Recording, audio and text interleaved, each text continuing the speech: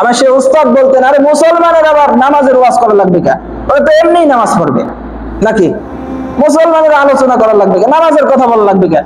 মুসলমানের কাজই তো হলো নামাজ পড়া। 5 নম্বর শাস্তি, আল্লাহ তাআলা তার কবরের মধ্যে একটা বিষাক্ত সাপ নিযুক্ত করবেন। কি নিযুক্ত করবেন? বিষাক্ত সাপ।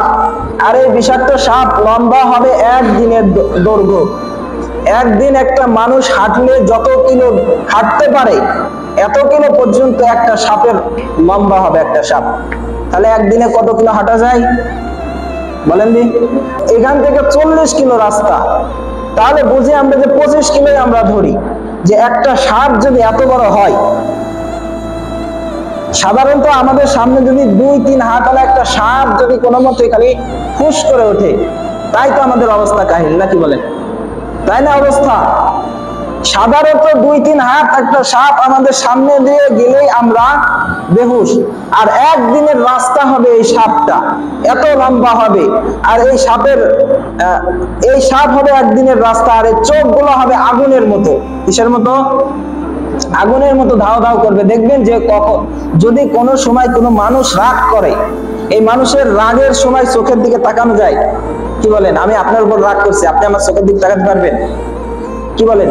চোখের দিকে তাকানো যায় না কিন্তু, কারণ চোখের মধ্যে একটা ভয়। অন্যান্য জায়গায় তাকালে কিন্তু ওই ভয়টা আসে না, চোখের দিকে তাকালে যে ভয় নাকি। তাই এই সাপের চোখ হবে এরকম আগুনের মতো, আগুনের গুল্লার মতো এরকম জ্বলতে থাকবে।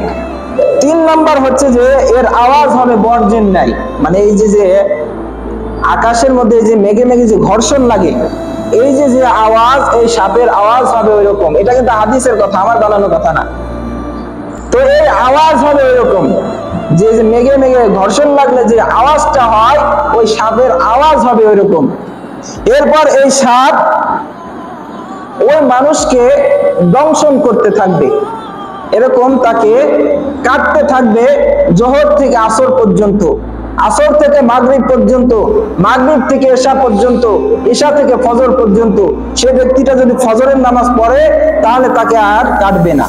যখন সে ফজরের নামাজ পড়ে না, ফজর থেকে জোহর পর্যন্ত তাকে এই আযাব দেওয়া হবে। আর এই সাপ যখন একটা ঠোকর দিবে, এই একটা ঠোকরের ওয়েটে ওই লোকটা 70 গজ মাটির নিচে চলে যাবে। কয় গজ? বা 70 হাত মাটির নিচে চলে যাবে। তাকে আবার টেনে ওখান থেকে বের করা হবে। বের করার পর তাকে আবার এরকম ধ্বংসন করতে থাকবে। কিয়ামত পর্যন্ত তার এই শাস্তি বহাল থাকবে। কি পর্যন্ত? কিয়ামত পর্যন্ত। তাহলে এই 5টা শাস্তি দেখেন, যে জিন্দেগির বরকত শেষ করে দিবেন, মানে কোনো কাজেই বরকত থাকবে না। 1 নম্বর। 2 নম্বর হচ্ছে যে তার পিপাসার্ত অবস্থায় মারা যাবে। মানে এত পানির তৃষ্ণা লাগবে যে পানি খাওয়ার পরও তার তৃষ্ণা মিটবে না।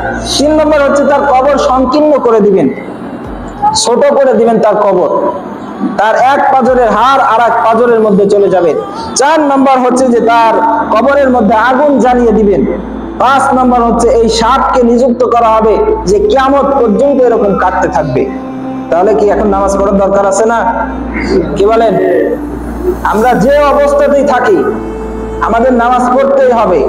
এখন আসেন আর একটা হাদিস বলে শেষ করে দিব, আমরা আগামী সপ্তাহে আরো বিস্তারিত আলোচনা করব। এই হাদিসের মধ্যে আল্লাহ নবী সাল্লাল্লাহু আলাইহি ওয়াসাল্লাম বলেন, এই কথাটা একটু ভালো করে সবাই শুনি, যারা মাইকের আওয়াজ শুনছি তারাও শুনি। কোন ব্যক্তি যদি বিনা ওজরে 1 ওয়াক্ত নামাজ কাজা করে, কয় ওয়াক্ত? 1 ওয়াক্ত। বিনা ওজরে যদি কেউ 1 ওয়াক্ত নামাজ কাজা করে, আল্লাহ পাক রব্বুল আলামিন তাকে 1 হুকবা জাহান্নামে জ্বালাবে। কয় হুকবা? 1 হুকবা।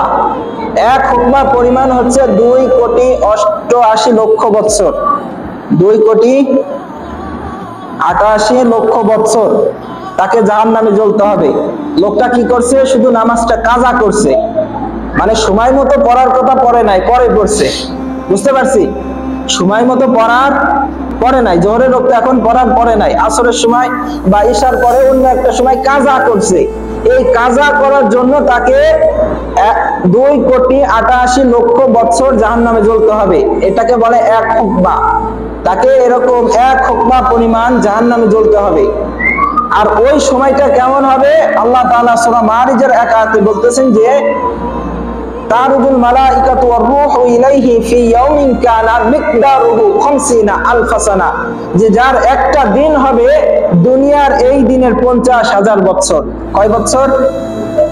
50000 বছর দুনিয়ার একদিন, আর আখিরাতের একদিন হচ্ছে দুনিয়ার 50000 বছর, আখিরাতের একদিন।